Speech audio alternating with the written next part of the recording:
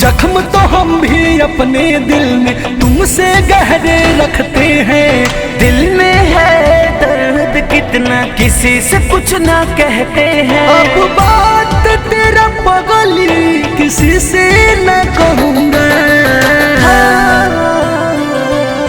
जैसे जी रहा हूँ मैं वैसे ही जीऊँगा। जैसे जी रहा हूँ मैं वैसे ही जीऊँगा।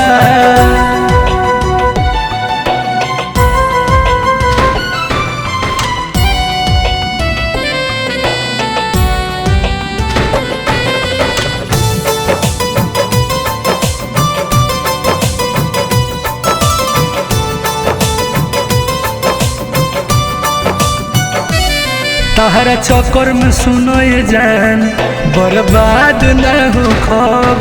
चाह दी तो कब हम प्यार के मुहताज न हो खब।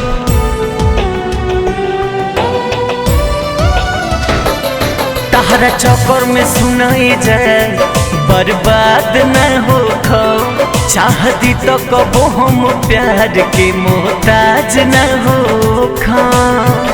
घुट घुट के आंसू अब न पीऊंगा।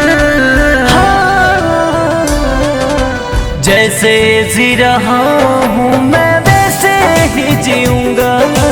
जैसे जी रहा हूँ मैं वैसे ही जीऊँगा।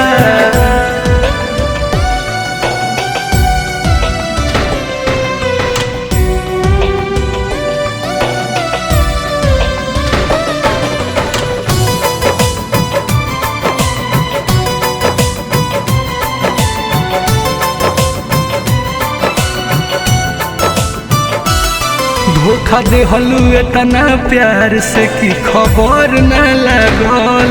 काए बेवफा तोहरा शरम न लगल।